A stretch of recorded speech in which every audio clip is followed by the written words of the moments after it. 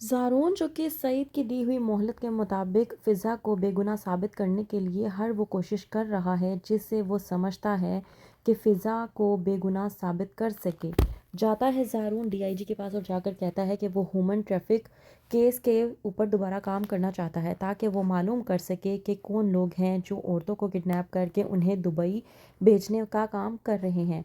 کیونکہ وہ جانتا ہے کہ یہی ایک ذریعہ ہے کہ جس کے ذریعے فضا کو بے گناہ ثابت کیا جا سکتا ہے۔ لیکن دوسری طرف رانی جو کہ بالکل بھی نہیں چاہتی کہ زارون اور فضا کی شادی ہو،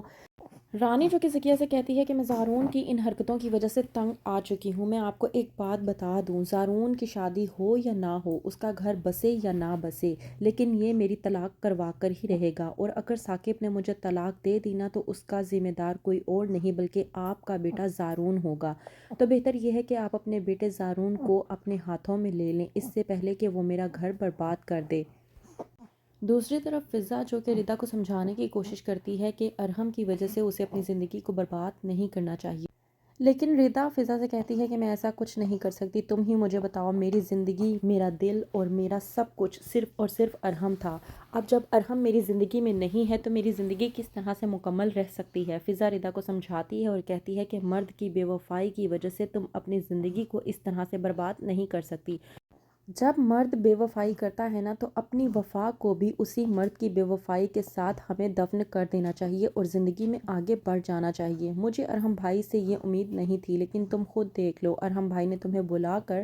کسی اور سے شادی کر لی ہے، اور اتنا ہی نہیں وہ اس کے ساتھ خوش بھی ہیں، تم نے خود اپنی آنکھوں سے انہیں دیکھا ہے کہ وہ اپنی بیوی کے ساتھ کتنا خوش باش اس دن نظر آ رہے تھے، یہ سب کچھ اپنی آنکھوں سے دیکھنے کے باوجود تم ارحم بھائی کو کس طرح سے یاد کر سکتی ہو؟ ارحم بھائی کو یاد کرنا تمہارے لیے ایک بہت بڑی سزا ہوگی، میں کہتی ہوں کہ بس اب ارحم کو بھلا کر اپنی زندگی میں آگے بڑھو اور اپنی زندگی کو ایک نئے سرے سے شروع کرو۔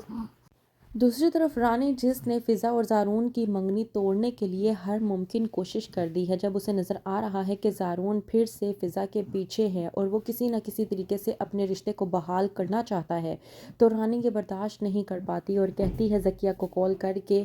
کہ آپ آخرکار کیا چاہتی ہیں؟ فضا جیسی لڑکی سے آپ اپنے بیٹے کی جان کیوں نہیں چھڑوا پا رہی؟ میں آپ کو ایک بات بتا دوں، یہ لڑکا اپنی زندگی تو برباد کرے گا، ساتھ میں میری زندگی بھی برباد کر کے رکھ دے گا، اور میں اس چیز کے لیے اسے کبھی بھی معاف نہیں کروں گی۔ آپ خود دیکھیں، اس نے آج تک مجھ سے کبھی بدتمیزی نہیں کی، لیکن اب فضا کی وجہ سے یہ میرے ساتھ اس قدر بدتمیزی سے بات کرتا ہے کہ میں آپ کو بتا نہیں سکتی۔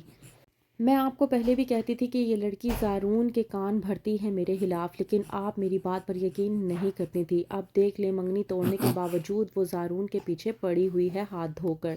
ذکیہ یہ باتیں سننے کے بعد بہت زیادہ پریشان ہو جاتی ہے، وہیں پر دوسری طرف زارون اپنے امپلائیز سے بات کر رہا ہوتا ہے، کہتا ہے ارشد، میں نے ڈی آئی جی سے ہیومن ٹریفک